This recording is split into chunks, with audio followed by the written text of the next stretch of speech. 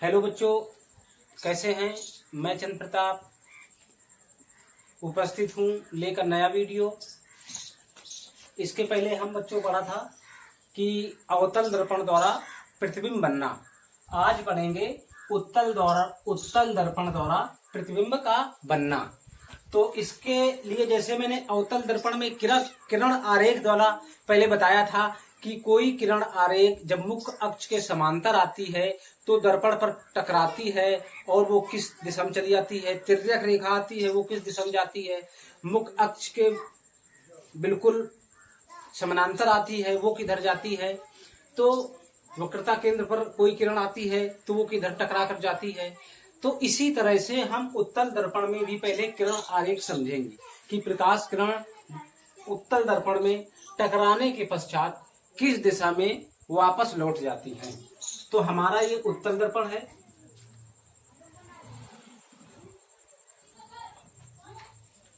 हमें उम्मीद है आप लोगों ने पूरी परिभाषा उत्तल दर्पण की याद कर ली होगी। उत्तल दर्पण खोखले गोले का कटा हुआ भाग होता है जिसके धसे हुए भाग पर पालिश होती है तथा उभरा हुआ भाग चमकीला होता है। ये P दर्पण का ध्रुव है। ये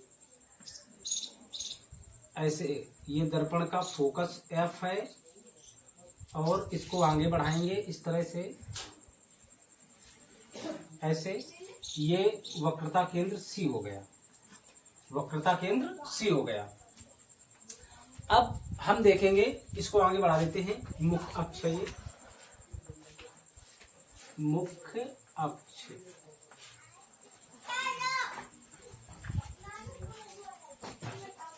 ये मुख्य अक्ष है। तो अब हम देखेंगे पहली कंडीशन में कि कोई प्रकाश किरण जब तिर्यक पड़ती है दर्पण पर तो वह दर्पण में परावर्तन के पश्चात कैसा बिहेव करती है।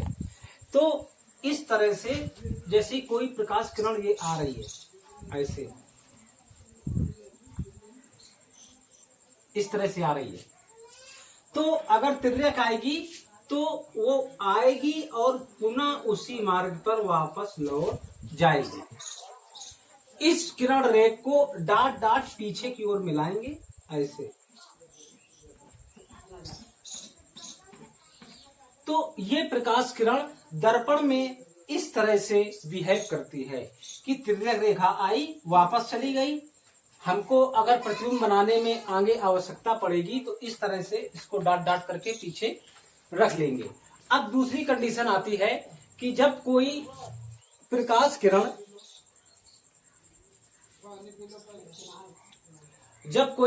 किरण उत्तल दर्पण के समांतर आती है तो कैसे बिहेव करेगी। माना ये समांतर किरण है, ये कोई किरण यहां से इधर से आई है, ये किरण ऐसे इस तरफ से, ये कोई किरण ऐसे आई है इस तरफ से। मुख्य अक्ष के समांतर आने वाली प्रकाश किरण भी फोकस बिंदु पर आप वैसे तो वो लौट जाएगी वापस टकराने के पश्चात, क्योंकि ये चमकीली सतह है। टकराने के पश्चात वापस लौट जाएगी ऊपर की दिशा में और इसको हम डाट डाट ऐसे मिलाएंगे तो यहां पर हमको फोकस पर वो काटती हुई प्रतीत होगी। तो ये दूसरा नेचर हुआ। एक ये किरण हुई तिर्यक आ रही थी वापस गई, उसको मैंने डाट डाट मिलाया। एक ये समांतर है, इसको मैंने डाट डाट मिलाया। तो हम इसी तरह से देखेंगे कि जब हमको चित्र बनाना होगा तो कोई वस्तु रखी होगी तो इसी तरह से वो किरण आरेख बनेगा। अब हम आगे चलते हैं। एक और कंडीशन है कि यदि उत्तल दर्पण में कोई तिर्यक रेखा ध्रुव पर आती है, सीधे कहां पर आती है, ध्रुव पर। उत्तल दर्पण में कोई तिर्यक रेखा सीधे ध्रुव पर आती है, जैसे यहां पर ये कोई किरण रेखा ऐसे आई, ध्रुव पर आई। तो जितने कोण मुख्य अक्ष के साथ जितने कोण पर आपतित होगी तो मुख्य अक्ष के साथ उतने ही कोण पर वह परावर्तित हो जाएगी। इस प्रकार ये दो कोण बनते हैं, ये आपतन कोण बना और ये परावर्तन कोण बना।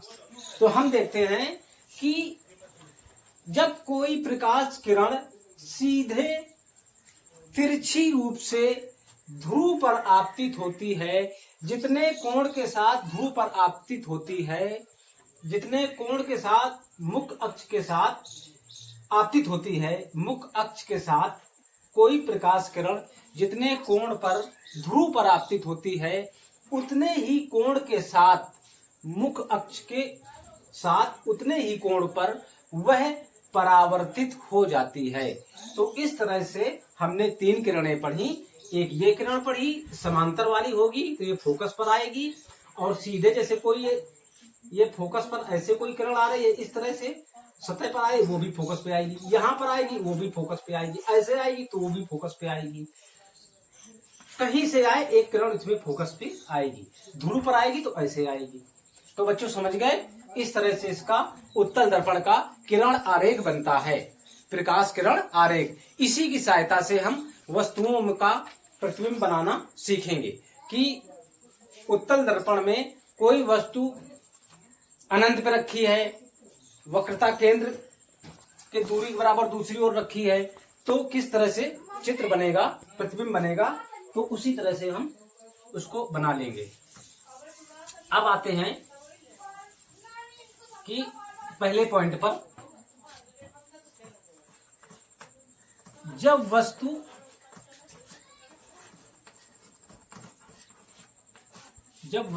अनंत पर रखी हो, अनंत पर रखी हो, जब वस्तु अनंत पर रखी हो तो उत्तल दर्पण का प्रतिबिंब कैसा बनेगा, उत्तल दर्पण का प्रतिबिंब कैसा बनेगा।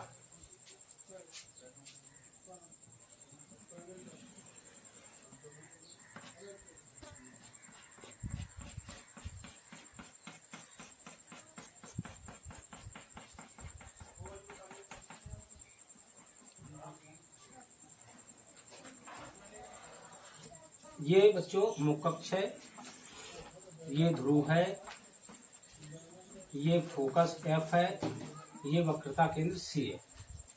तो कोई भी प्रकाश किरण, कोई भी वस्तु अनंत पे रखी है, अनंत पे रखी है, माना ये प्रकाश किरणें अनंत से आ रही हैं। कहां से आ रही हैं? अनंत से आ रही हैं, इस तरह से। तो आएंगी, तो मैंने बताया था जब इस तरह से किरण आएगी तो ऐसे टकराकर दूसरी दिशा में चली जाएगी, टकराकर ऐसे टकराकर ये इस दिशा में चली जाएगी, ये ऐसे टकराकर इस दिशा में चली जाएगी, वापस हो जाएगी। जब इनको पीछे डाट डाट ऐसे ऐसे ऐसे ऐसे ऐसे इसको ऐसे ऐसे ऐसे बताते हैं, तो इसका यहाँ पर प्रतिबिंब बनता है। कहाँ पर प्रतिबिंब बनता है? मुख्य फोकस पर या फोकल पर प्रतिबिंब बनता है। अब बना कैसा, आप लोग खुद देख रहे हैं। तो जब वस्तु उत्तल दर्पण के सामने अनंत पर स्थित होती है तो उसका प्रतिबिंब दर्पण के फोकस बिंदु पर बहुत छोटा बिंदुनुमा बनता है, आभासी बनता है तथा सीधा बनता है, आभासी बनता है तथा सीधा बनता है। अगर जिस ओर वस्तु होती उस ओर बनता तो वो वास्तविक प्रतिबिंब होता है। अगर दर्पण के दूसरी ओर बनता है, हमेशा याद रखो आप लोग, अगर दर्पण के दूसरी ओर प्रतिबिंब बनता है तो वो आभासी प्रतिबिंब बनता है। अगर ये यहीं कहीं पर परावर्तित होकर यहाँ कहीं पर बनता तो बच्चों कैसा बनता? वास्तविक बनता। ये दर्पण के दूसरी ओर बन रहा है तो आभासी बनता है, उत्तल दर्पण में हो या अवतल दर्पण में हो। तो हम बताएंगे जब वस्तु अनंत पर रखी होती है तो उसका प्रतिबिंब उत्तल दर्पण के मुख्य फोकस पर बिंदुनुमा, अत्यधिक छोटा, सीधा और कैसा बनता है? आभासी बनता है। अब आते हैं हम दूसरे पॉइंट पर कि जब वस्तु अनंत तथा दर्पण के ध्रुव के मध्य स्थित हो, जब वस्तु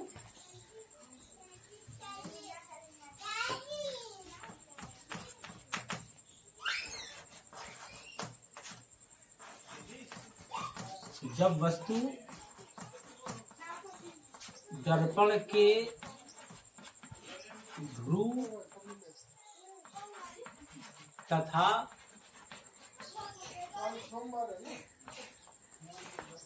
अनंत के मध्य हो। जब इस कंडीशन में होगी तो वस्तु का प्रतिबिंब कहां बनेगा? तो हम देखते हैं, मैंने कल आप लोगों को बताया था कि मेरे चैनल को आप लोग सब्सक्राइब करते रहिए और लाइक शेयर कमेंट करते रहिए। तो अब आते हैं कि ये कोई वस्तु है, हम चित्र बना लेते हैं।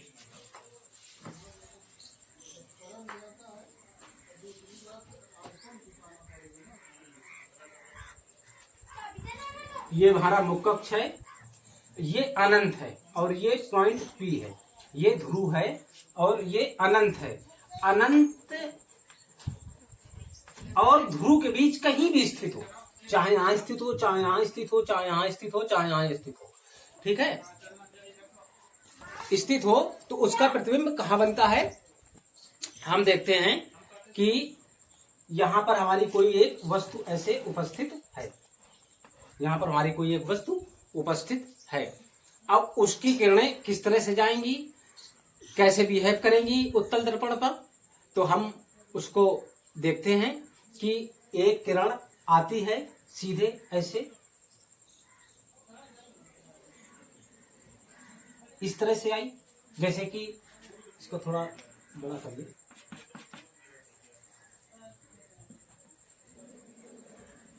ऐसे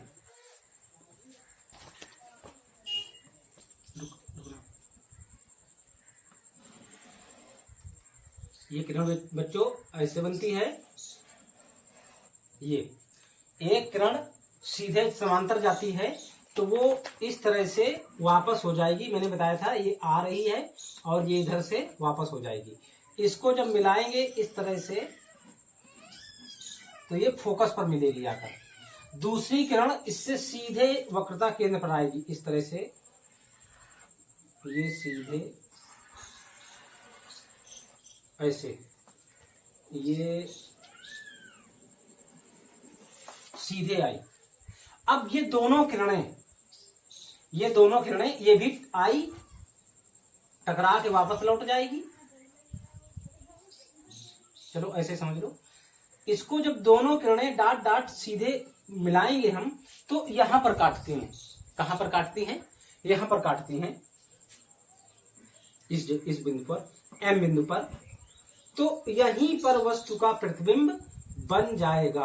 अब देखो प्रतिबिंब कैसा बना है, सीधा बना है, वस्तु से छोटा बना है, फोकस तथा ध्रुव के मध्य बना है। समझ गए? मतलब दर्पण के दूसरी ओर बनता है। तो लिखेंगे जब वस्तु दर्पण के ध्रुव तथा अनंत, ये अनंत है, इधर ये अनंत है, ये ध्रुव है, ये कितनी भी दूरी हो सकती है, आगे कितनी भी दूरी हो सकती है, उसको अनंत कहेंगे, ये ध्रुव। तो ध्रुव और अनंत के बीच स्थित होती है तो इसमें दो किरण आरेख लेकर बना देंगे और प्रतिबिंब जहां पर एक दूसरे को काटेंगी वहीं पर प्रतिबिंब बन जाएगा। अब हम इसको लिखेंगे कैसे कि जब वस्तु दर्पण के ध्रुव तथा अनंत के मध्य स्थित होती है उस दशा में वस्तु का प्रतिबिंब दर्पण के पीछे वस्तु से छोटा बनता है, सीधा बनता है और आभासी बनता है। बस ये दो ही कंडीशन है, इसके माध्यम से आप कहीं भी इन दो स्थितियों जो मैंने बताई हैं कि अनंत पर स्थित हो, अनंत और ध्रुव के बीच कहीं भी स्थित हो, तो ये दो कंडीशन है। इनके द्वारा आप कहीं भी जहां यहां चित्र बनाएंगे तो वो ज्यादा बड़ा बनेगा, यहां बनेगा, यहां बनेगा, इस तरह से हमारा चित्र बनता रहेगा। आप लोग बनाते रहिए। कोई प्रॉब्लम आए तो कमेंट बॉक्स में हमको कमेंट करना, मैं आपकी प्रॉब्लम को सॉल्व करूंगा। तो ये हमारा हो गया। अब थोड़ा सा टॉपिक बचा है कि हमने दर्पण पढ़ा, दर्पण के प्रकार पढ़े, उत्तल दर्पण पढ़ा, अवतल दर्पण पढ़ा, अवतल दर्पण द्वारा चित्र प्रतिबिंब का बनना, उत्तल दर्पण द्वारा प्रतिबिंब का बनना। अब हमारा ये पूरा टॉपिक हो गया है। अब जो है उत्तल दर्पण के उपयोग और अवतल दर्पण के उपयोग, बस ये दो टॉपिक बचे हैं। इसको जल्दी से देख लीजिए, बस छोटा है।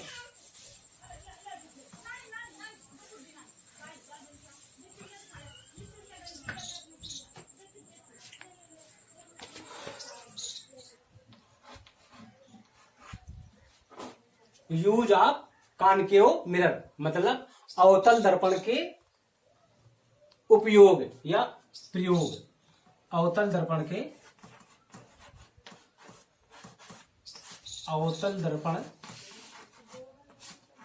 के उपयोग।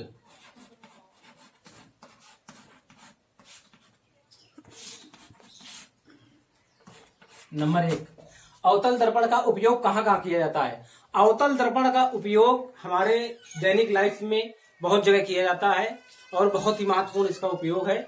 इसके सहायता से हमको काफी सहयोग मिलता है दैनिक जीवन में। तो पहला उपयोग है कि अवतल दर्पण का उपयोग टार्च में किया जाता है, सर्च लाइट में किया जाता है, वाहनों के हेडलाइट में किया जाता है। अवतल दर्पण का उपयोग टार्च में, आप अगर नोट्स बना रहे हो तो आराम से लिख सकते हैं। अवतल दर्पण का उपयोग टार्च में, सर्च लाइट में, वाहनों के हेडलाइट में। वाहनों को हेडलाइट क्यों किया जाता है? क्योंकि प्रकाश पुंज एक शक्तिशाली बन जाए और दूर तक एक प्रकाश जो है, एक प्रकाश पुंज, समांतर प्रकाश पुंज दूर तक जाए, इसलिए वाहनों में हेडलाइट में प्रयोग किया जाता है।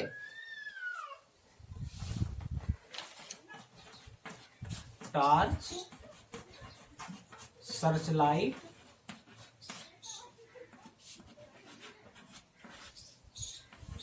हेडलाइट में। नंबर दूसरा है, आप लिख सकते हैं, इसका उपयोग मतलब अवतल दर्पण का उपयोग नाई अपने दुकान में करता है। अब नाई अपने दुकान में क्यों करता है? तो आप लोगों ने देखा होगा आजकल फैशन चल रहा है कि ये साइड के और पीछे के छोटे बाल करने लोग कराते हैं। तो जो अवतल दर्पण होता है तो इन बालों का प्रतिबिंब बड़ा बना देता है। क्या करता है? बालों का प्रतिबिंब बड़ा बना देता है, जिससे कि नाई को आराम रहती है बाल देखने में कि कितने छोटे बाल हुए, कितने बड़े हुए। अगर बड़े लगते हैं प्रतिबिंब देख के तो और छोटे करने लगता है, तो इसलिए उसको आसानी हो जाती है। तो नाई अपने दुकान में अवतल दर्पण का प्रयोग करता है। क्यों करता है? बड़ा प्रतिबिंब देखने के लिए करता है। तीसरा उपयोग है नाई के दुकान में। नाई के दुकान में तीसरा उपयोग इसका है कि डॉक्टर इसका उपयोग डॉक्टर इसका उपयोग मरीजों के, जो दांत के मरीज होते हैं, उनको देखने के लिए करते हैं। एक मशीन होती है, उस मशीन की सहायता से उस मशीन में वो अवतल दर्पण लगा रहता है, तो वो जो दांत का साइज होता है वो डॉक्टरों को बड़ा दिखाई देता है, जिससे कि संक्रमण आदि का हम डॉक्टरों को आसानी से पता लग जाता है। तो डॉक्टर इसका उपयोग मरीज के दांत देखने में करते हैं। अगला पॉइंट हो जाएगा। और चौथा और अंतिम पॉइंट है कि सौर भट्टियों में सूर्य के प्रकाश को केंद्रित करने के लिए इसका उपयोग किया जाता है। आप लोगों ने देखा होगा अवतल लेंस जो होता है प्रकाश के किरणों को समेट देता है, केंद्रित कर देता है। इसलिए जो सौर भट्टियां होती हैं वहां पर बहुत सौर उपकरण लगे होते हैं, तो वो सूरज की जो किरणें आती हैं उनको केंद्रित कर देता है, जिससे हमें एनर्जी मिलती है। तो ये हमारे हो गए अवतल दर्पण के उपयोग। अब हम देखेंगे उत्तल दर्पण के उपयोग। किसके? उत्तल दर्पण के उपयोग। Use of convex lens.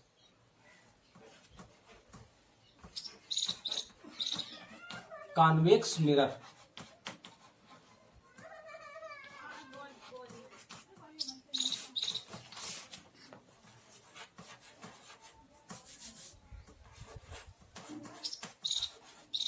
उत्तल दर्पण के उपयोग। तो उत्तल दर्पण का उपयोग क्या होता है? इसका तो बस एक ही उपयोग होता है सामान्यतः लाइफ में, कि उत्तल दर्पण जो देखा होगा, जो वाहन के ड्राइवर होते हैं, चाहे ट्रक हो, मोटरसाइकिल हो, कार हो, तो उनके सीट के बगल में लगा रहता है। सीट के बगल में लगा रहता है, तो वो साफ और स्वच्छ और छोटा प्रतिबिंब बनाता है। जो वाहन के पीछे वाले वाहन होते हैं उनको ड्राइवर देखने के लिए उत्तल दर्पण का उपयोग करता है, क्योंकि पीछे वाले वाहनों का जो फोटो होता है साफ बनता है, स्वच्छ बनता है और आकार में छोटा बनता है। इसलिए ड्राइवर अपने बगल में उत्तल दर्पण का उपयोग करते हैं। तो इस तरह बच्चों दर्पण के सभी डेफिनेशन हो गई। अब हम आगे आपको जो नेक्स्ट वीडियो आएगा अपवर्तन से संबंधित आएगा। तो हमने देखा कि जो परावर्तन की घटना होती है वो दर्पण से संबंधित होती है और अपवर्तन की घटना लेंस से संबंधित होगी। किससे संबंधित होगी? लेंस से संबंधित होगी। तो तब तक के लिए आप व्यस्त रहें, अध्ययन करते रहें और घर में रहें। कोरोना महामारी चल रही है, तो आप सभी लोग बचते रहें। वीडियो को सब्सक्राइब करें, कमेंट करें, लाइक करें। बहुत बहुत धन्यवाद। Thank you.